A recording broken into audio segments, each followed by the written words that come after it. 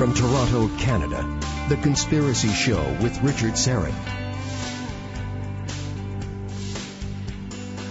A special shout-out to the second-year broadcasting students at the School of Media, Art and Design in Oshawa in my talk radio class. If you're listening, there will be bonus marks. And if you're not, then marks will be deducted.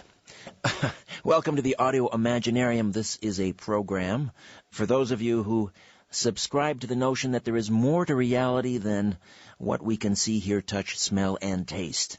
And this program is also for those of you who believe that, as Morpheus said in The Matrix, the world is being pulled over our eyes to blind us from the truth. Come on in and set a spell. You have found us and you are among friends. My little studio here in Liberty Village is very busy.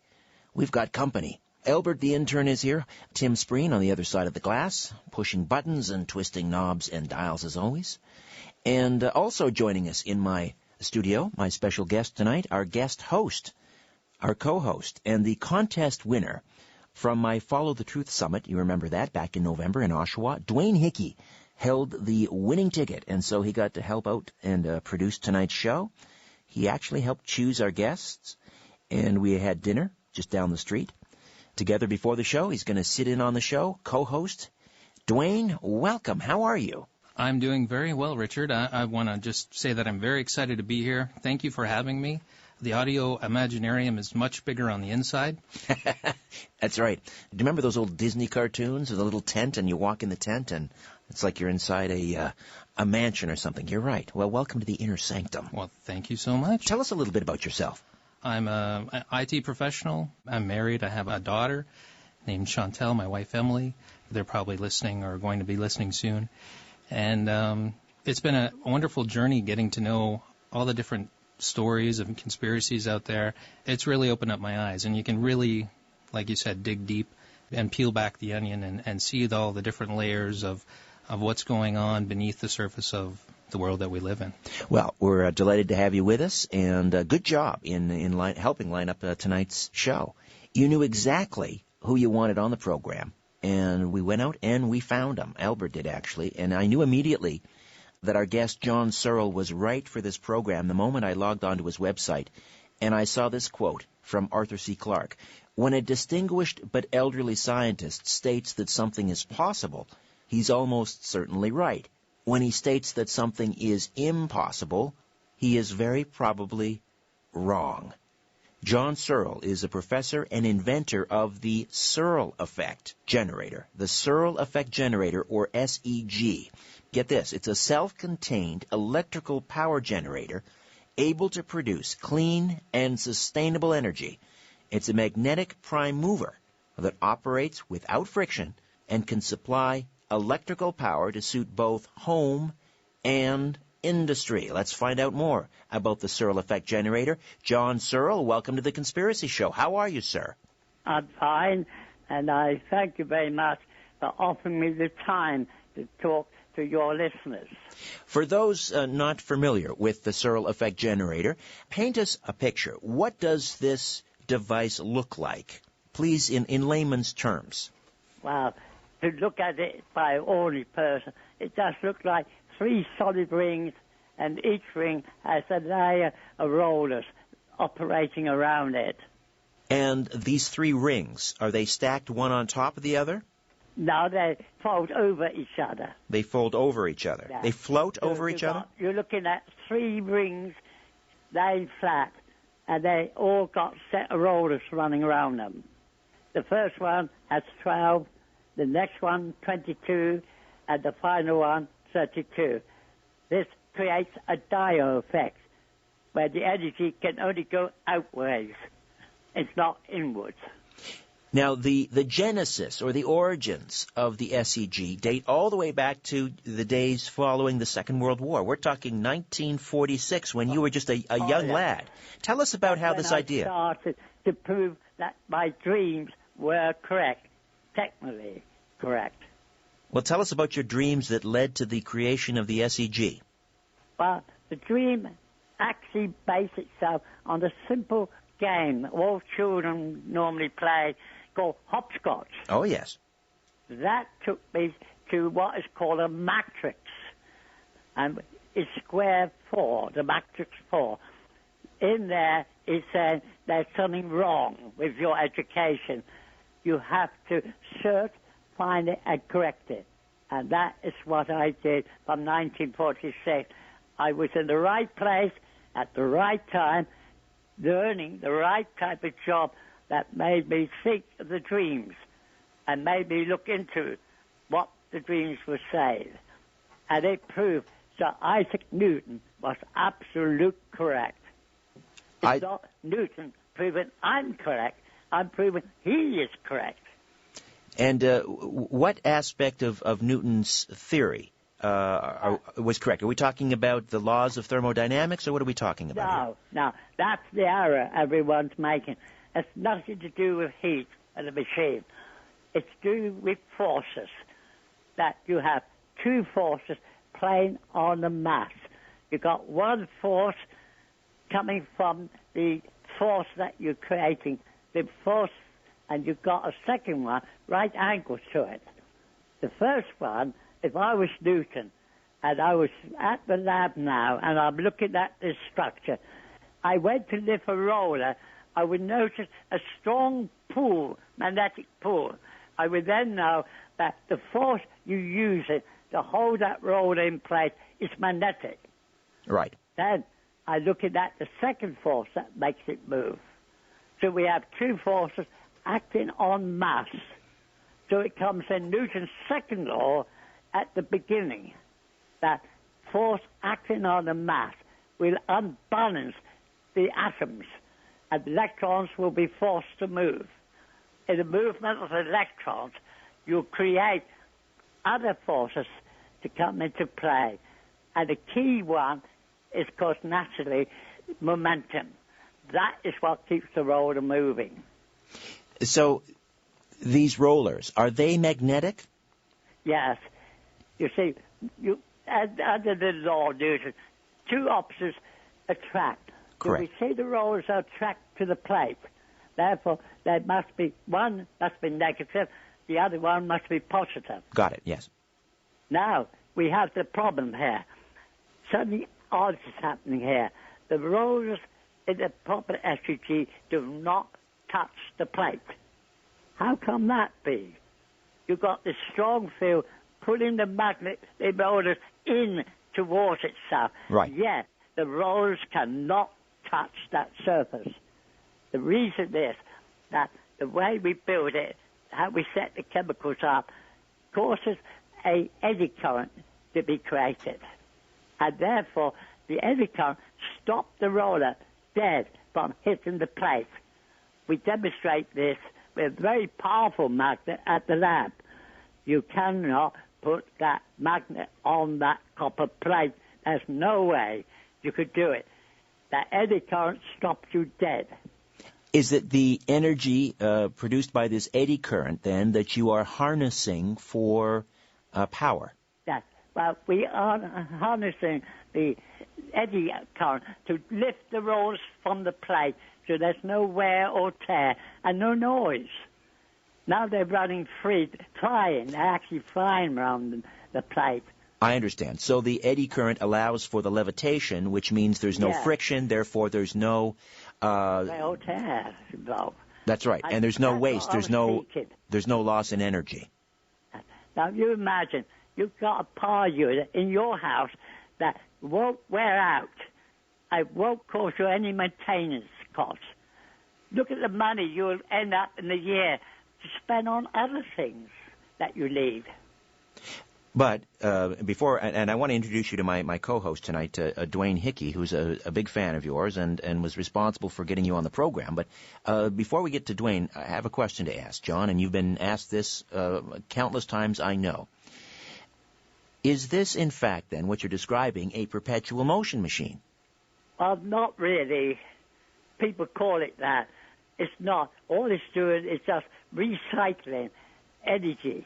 Just recycling the energy. All right. Let me introduce you to our co-host tonight, Dwayne Hickey. Dwayne, did you want to jump in with a question for Mr. Searl? Hi, John, and thank you for coming on the program tonight. It's a pleasure to be talking to you right now. It's a pleasure to talk to you as well. I think what I'd like to say is you've created this wonderful device, and I don't know if we want to jump ahead a little bit, but I'd just like to know how soon would this be available in homes and industry? But there's three problems. Basic. First, it's greed. Second, it's ignorance. Third, is cost. Now, the problem is I have been blocked from producing the energy to go to the marketplace. Not surprisingly. Who want to own it. Sure. And that's the trouble today. STI still believes they own it and they have every right. And they are calling the public by fraud and deception. They do not own anything, not a cent. But they are blocking the finance we would get to get this job done quick. That's my big problem.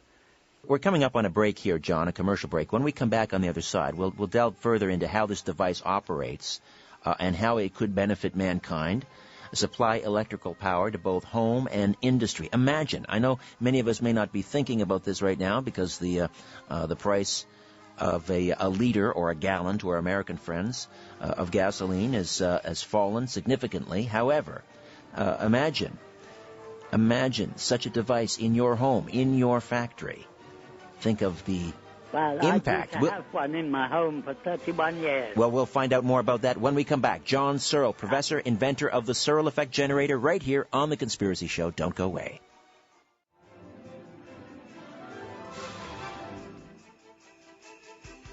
You're listening to The Conspiracy Show with Richard Syrett. Hey, welcome back. Also joining us in studio is Dwayne Hickey, my special co-host and the winner of our contest at the Follow the Truth Summit held back in November. He won an opportunity to sit in on the show and help book the show, and he did a fine job.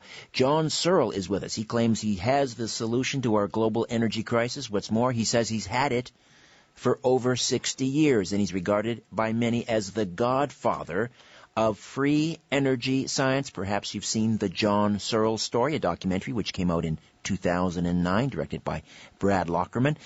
John, before the break, you were talking about the Searl effect. And I want to drill down a little bit more in this. Now, let's say, for example, you have this in your home. Is that correct?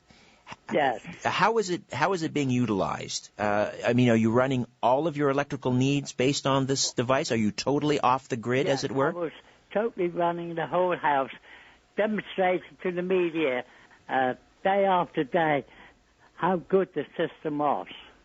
And so you're entirely off the grid. Is that correct? Oh, yes. Now, the grid was on the house. I had to have the grid on. But I was using my own source to show the interviewers that we were running the whole house on this generator. And where is it this energy coming from? Is it 0 point energy? Well, the energy is all around us. We're wasting energy all the time. What the unit does, it attracts its energy back and compresses it and gets it into uniform motion so it can be reused again. But we don't burn it in the process. We just charge it up, and that charge is released at the end of the functions as energy we can use. So it's a converter of energy that's wasted. But is there a prime mover or a prime energy source? It's a prime mover. It's what we call a magnetic effort. It's a riding on a magnetic wave. Okay, but do you have to plug it in, or do you have to turn it on, or how does it? No. You could take it anywhere you like. So it's portable. It's portable. It's portable. Absolutely. It's what I wanted to make, and that is what we have absolutely achieved. Only now, because of cost, we have to try to find cheaper ways of doing it. Well, why is it so expensive? How difficult is this to build? How many parts does it have, for example? Well, that's that every roller you're looking at is 8 parts of 4 different materials. That's the first thing. Then how many units you have on the plate, the next plate got to have 10 more. The next plate, 10 more. What you're really looking at is that you've got a solid ring, round a solid plate, but we have divided it into 12 pieces on the first, and then we rolled it into a cylinder, so it can roll freely around that plate. So it's very simple to look at, but it is very difficult to do because it calls for a different type of magnetic effect than our present-day system. And what material? You cannot make it with our normal magnetizer. You have to have a very special one to do that. What materials is it made from? Well, first of all, we have to have a rare earth.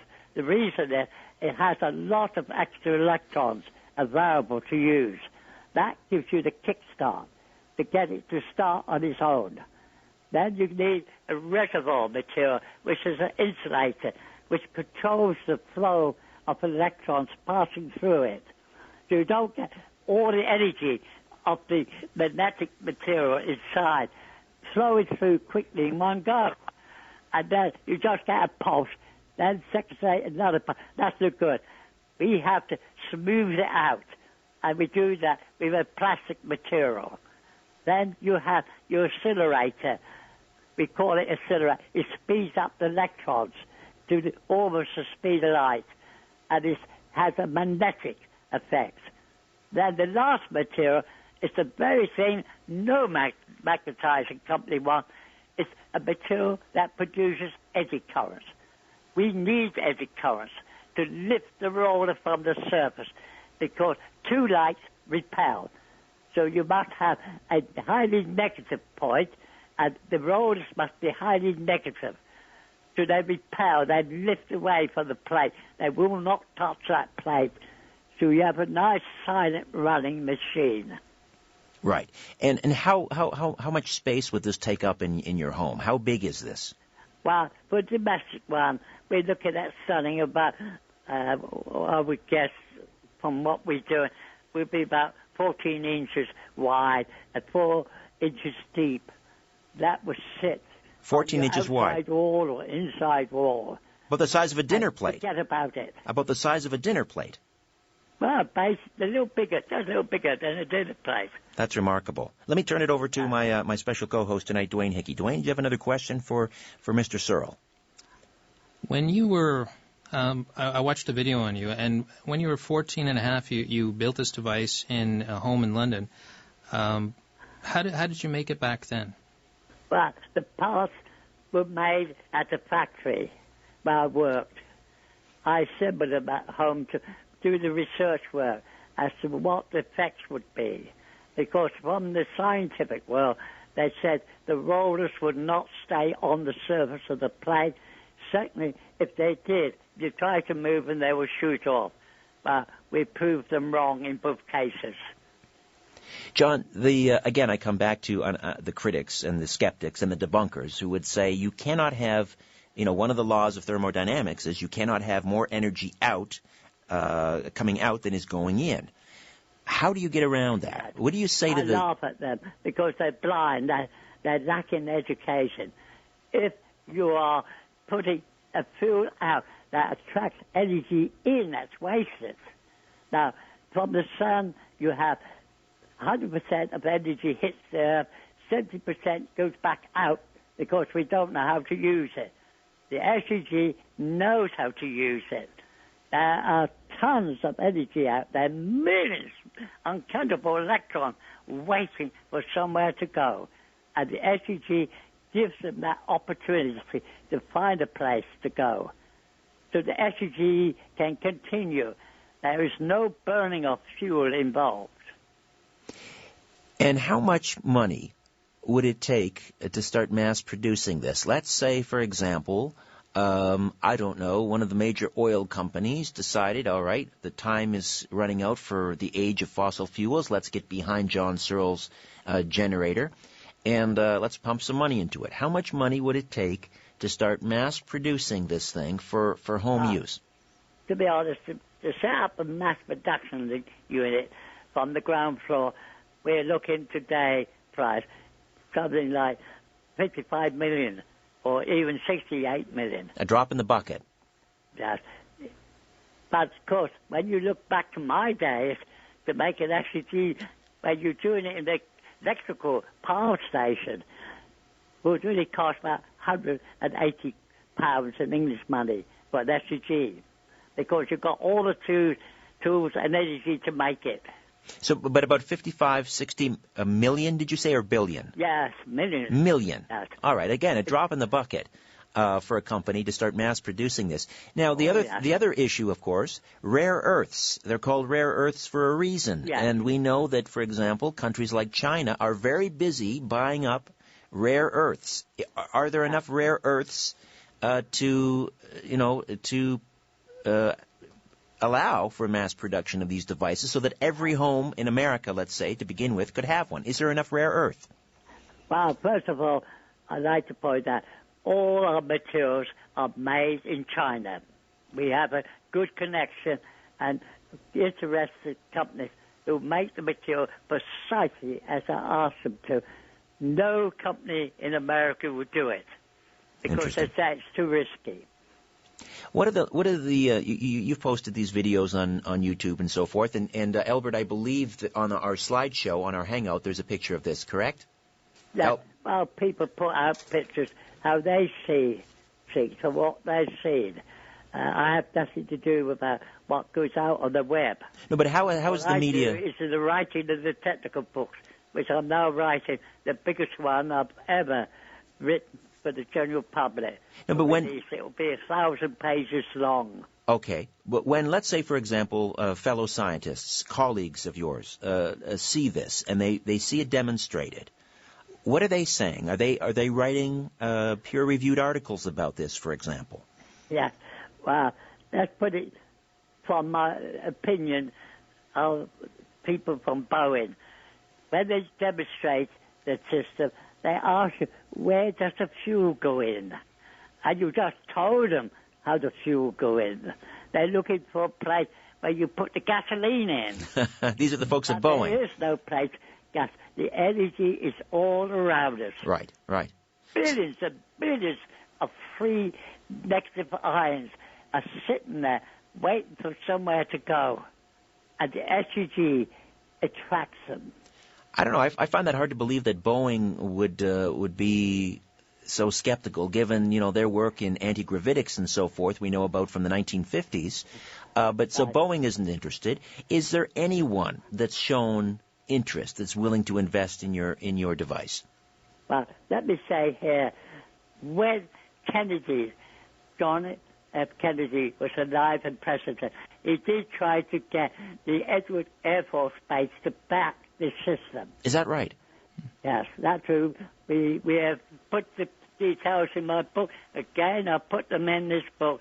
He was interested that America went to this technology, but on the major examining all the work, he couldn't find inertia. And because of that, just because of that, he said it was impossible for them to fund the technology. Did you meet Jack Kennedy? I didn't meet him. We talked. I was known by the workforce that he was my friend. And when it was announced he'd been killed, they told me when I arrived at where I'm sad to say, your friend is dead. So you had many telephone conversations? Yes, we had definite conversation with. It's not that. We also did a long letter to President Clinton when he was president, and it was put to music, and that should be seen on my website. You can actually hear it. Barry Stroller wrote the music, and I think it's some mature who read the letter to music. And the website is searlsolution.com, correct? Yes. Searl, yes. Searl, solution.com. Let me throw it over to my colleague here again, Dwayne Hickey. Go ahead. Question? So John, your device is basically pulling ions out of the air and electrons out of the air, and is it also purifying the air when it does this? Oh yes, it cleans up the air. That's the beauty about it. Your room becomes negatively charged instead of positively charged. That means, for people listening, that you can work without getting eyesore, headaches, and things like that. And you don't suffer from disease so much because the dust is on the floor. Dust cannot float in a negative state. It can only float in a positive state. And if we can get the room nice negatively state, two things happen. Clean air, and you don't get tired out. I used to work a week without sleep. The press came every day, took me from work to the site where we were demonstrating the work, and then back to work. They would ask me, when do you sleep? And I would say, if I went to sleep, you would not have this meeting today. Was Nikola Tesla an influence? I don't know very much about Tesla, but I understand that he met up with the same problems I met up, only he met up with Morgan. J.P. Morgan, yes. He did not want AC power on the market. Well, he certainly didn't want AC power being transmitted through the air where it couldn't be metered, and that's for sure. I can understand that with ease. Well, which begs the question, John, and that is, this is a very disruptive technology, which may be why it's being stifled. And one could almost understand, here we have the world economy and the world reserve currency, the U.S. dollar, which is essentially a petrodollar. If overnight, let's say, we were to replace all the, the gas turbines and we were to get rid of the need for fossil fuel, wouldn't that cause the economy just to crash? Well, that depends which way you're looking at it. SEG opens up a new dimension for employment. You can now work where we cannot possibly work at this time because fuel and that costs too much. But if we had the SEG, we can work the deserts, we can turn the deserts to a paradise, and we can get work for everyone. So there's no worry about shortage. How many people actually employed in petrol stations today? Perhaps 2 or 3 people. Now there must be 10 jobs they could do if it was powered by SEG. That's true. This is a portable device. I mean, you don't need to be near a hydro-generating station. You could take one of these things in the middle of the jungle, and all of a sudden you've got... It doesn't matter about what the weather's like. You just turn the key and off you go. You can wave goodbye to every petrol station you pass. All right, John, we've got to wave goodbye here. John, I've just got to wave goodbye for a moment here. Never stop. All right, we'll take a timeout. We'll come back and continue our conversation with John Searl, professor, inventor of the Searl effect generator. Right here on The Conspiracy Show, my name is Richard Syrett. Don't go away. Different views make great conversation. This is The Conspiracy Show with Richard Syrett.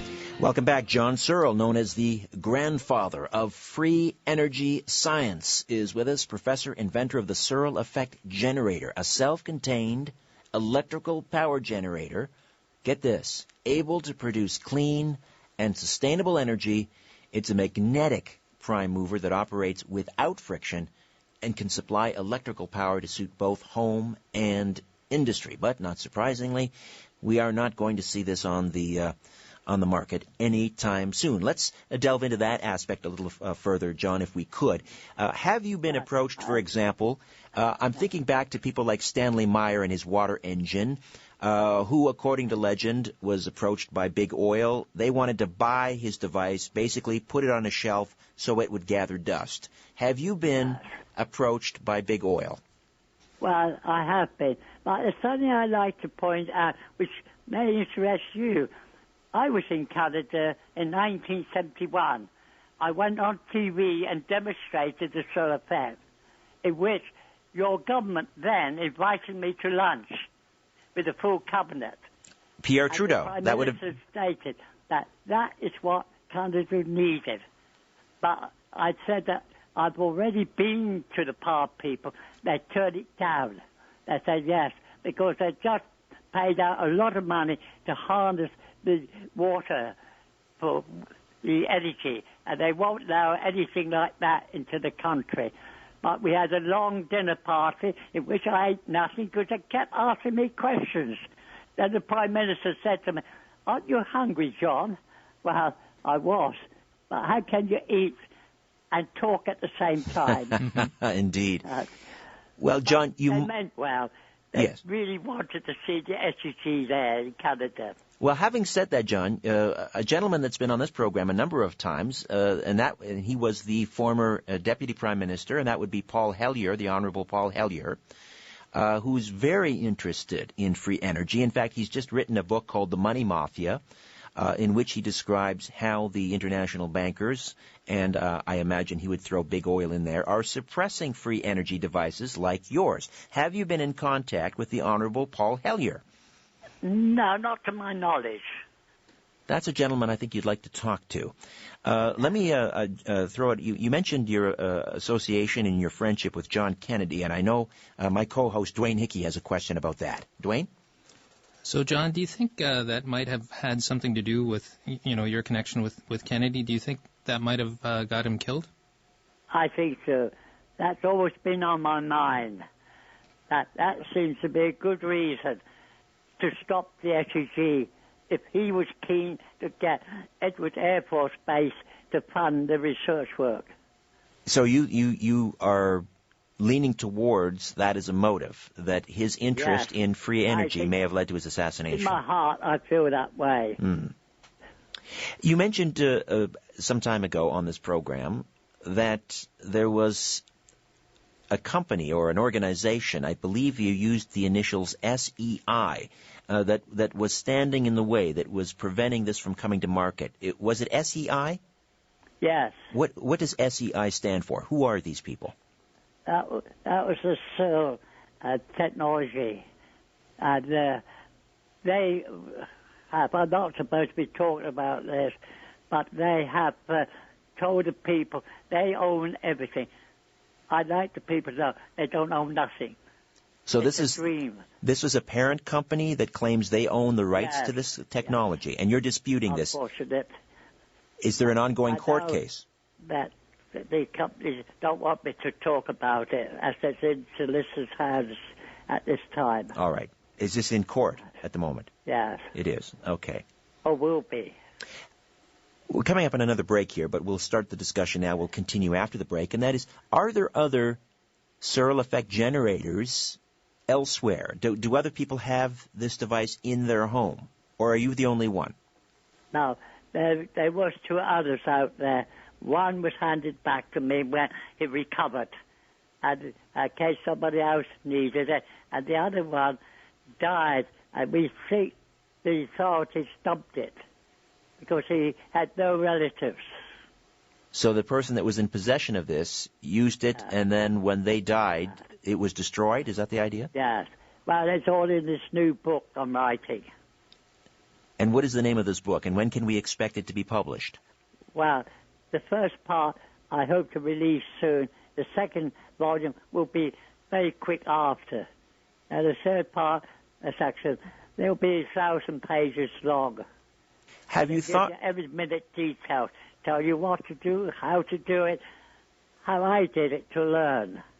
I make it as simple as I can. I do the mathematics as simple as it's possible to do to help people to understand what they were not able to learn at school. So this will be your legacy. You want to give this gift to the world. Yes. So have you thought about putting the instructions up on the Internet for free where anyone could download them? Well, it will be. We'll be sending copies, each volume, to the media and top people, governments, so they can study it, so they can really see that I mean no harm to anyone, but good, and also for the benefit of the animals that we have to survive. I can see the debunkers lining up right now to try and discredit you. I mean, obviously they've been trying to do that for many years.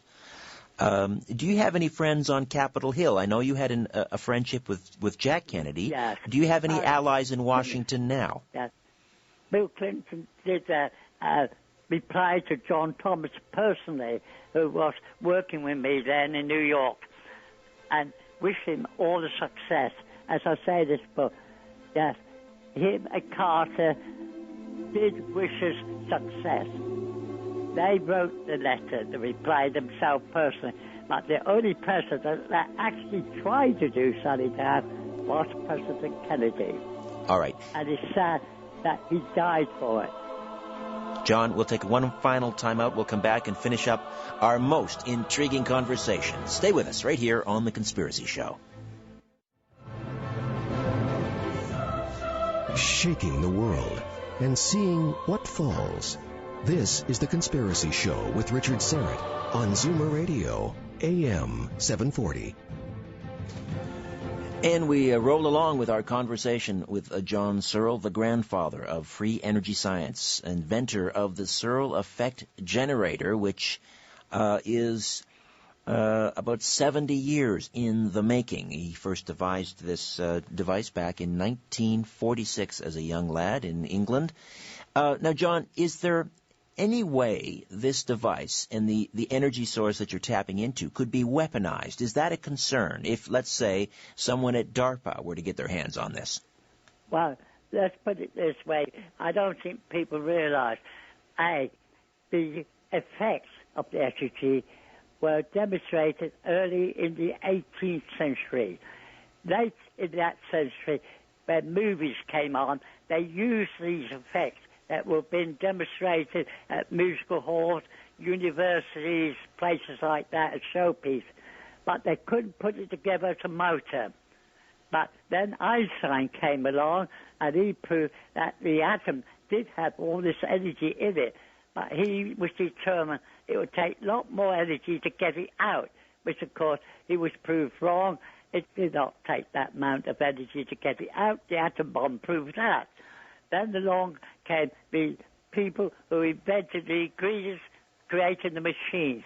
Then came this idiot, born in England, in a workhouse, who put it all together as a motor, and has since been kicked for doing so.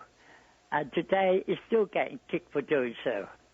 But whether they kick it or not, the SEG is coming to the market here in America and in China.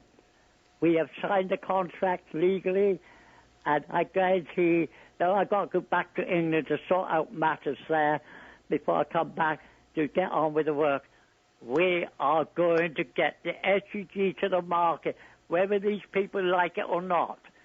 I don't care a damn. I'm interested to save the planet. It's crying for help. I want to make sure the future generation have got something to live for and can live in a better world than we live today. I am determined to achieve that. So, John, when do you expect to see your product out on the market? Well, if we get the money in 2 years, it'll be on the market. And where will it be unveiled? Will it be China? We expect the first one, the demonstration will be here in the States.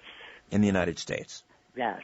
And then we'll be, there are preparing factories in China to mass produce them.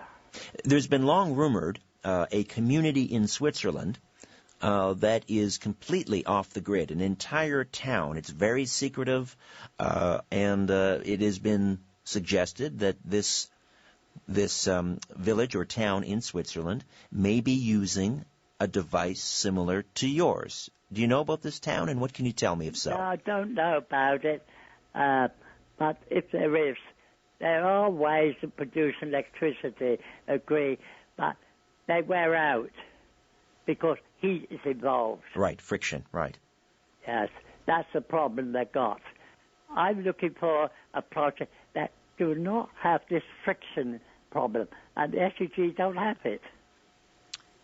Are you at all, is there any reason to be concerned with the fact that this device would be assembled in China? Obviously, I don't need to tell you, many people in the United States look to China as being a major threat. Well, China, of course, want to get established in the technology field. Under the contract, they will make the SEG except for the magnetic side, which will be done here in San Diego, USA. And we'll do it and send the part to them, and they'll just mass assemble them and sell them. And your timeline, and you're quite confident, your timeline is within 2 years we could see... 2 years, if the money was in the bank today.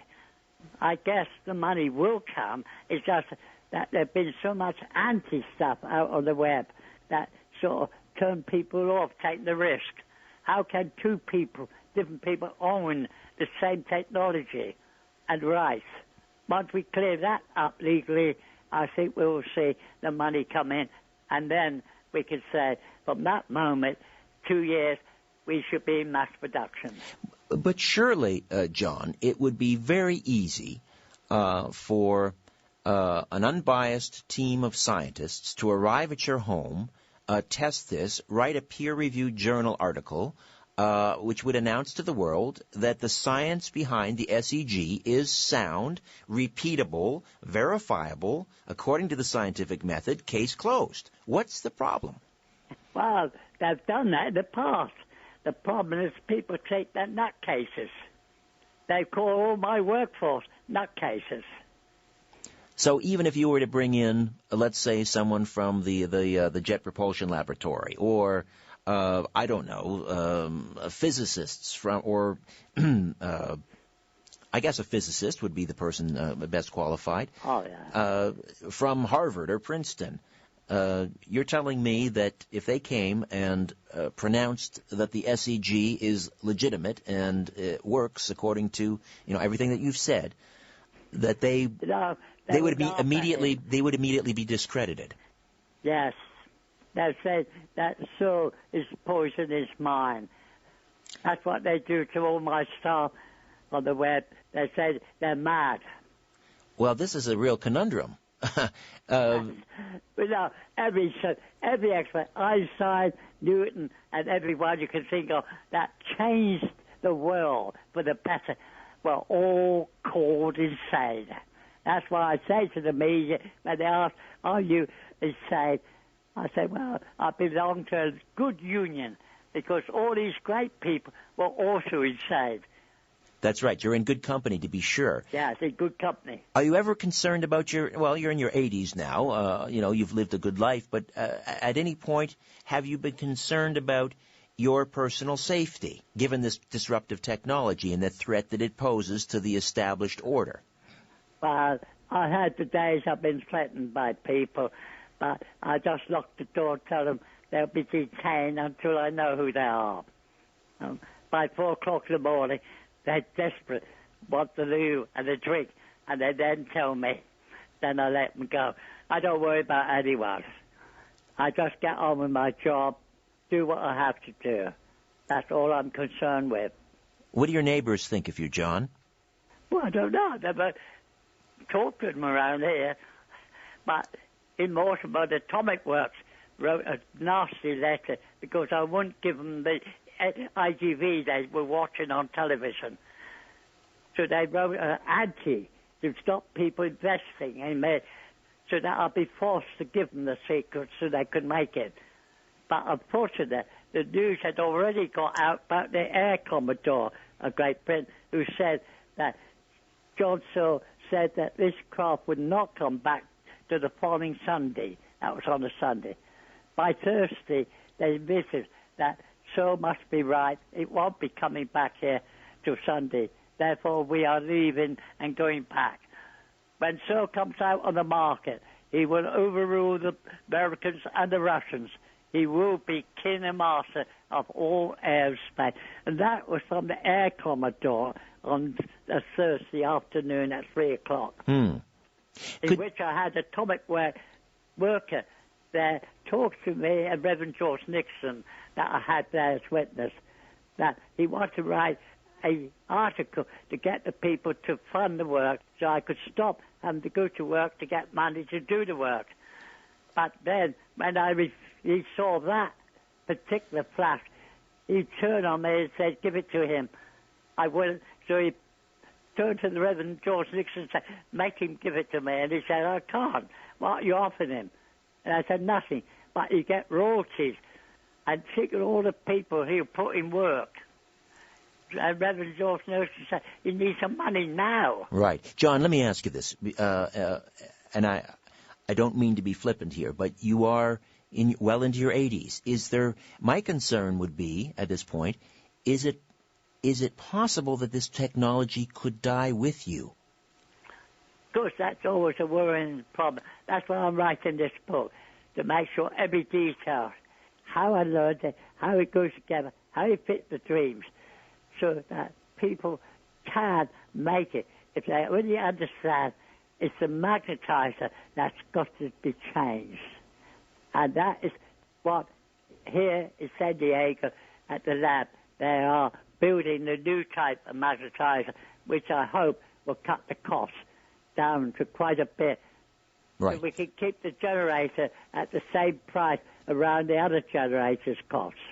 And in Canada, when I went from firm to firm in the 70s, they said, if the generator runs for 2 years, we would buy it. Okay. Let me say that I see no reason why it shouldn't run 2 years. And I see no reason why that it shouldn't keep on running for the next generation and the next generation until time itself stops. What would the price point be on one of these SEGs for home use once they're mass-produced? How much would one expect to pay? At the moment, it looks like it would be about $16,000. $16,000. You've got to, but just bear in mind, you've got something that you're going to pass down to generations and generations. It's an investment. Right. So, yes, $16,000 amortized over 70, 80 years, that's pretty good.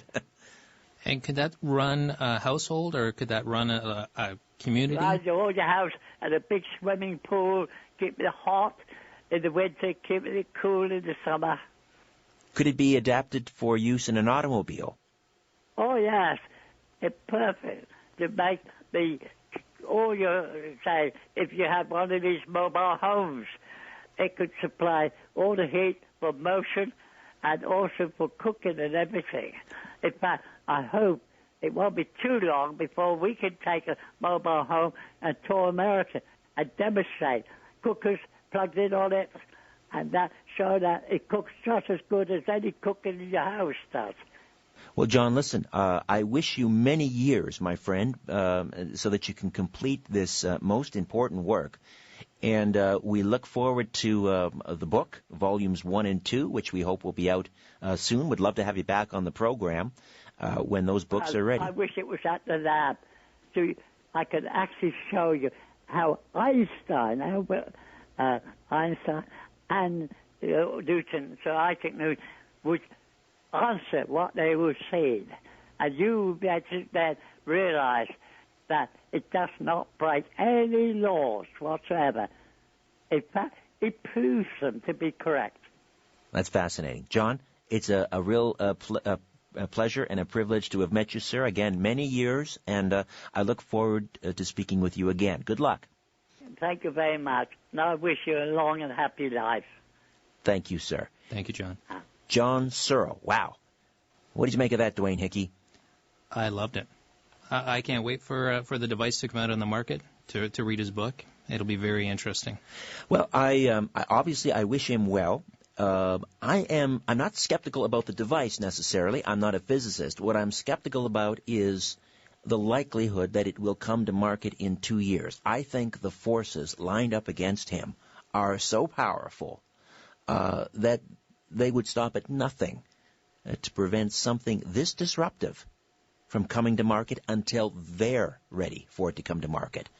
That's my only concern. Hey, again, John Searl and his website, if you want to check it out for yourself and learn about the Searl effect generator, the website, www.searlsolution.com. Searl, that's S-E-A-R-L,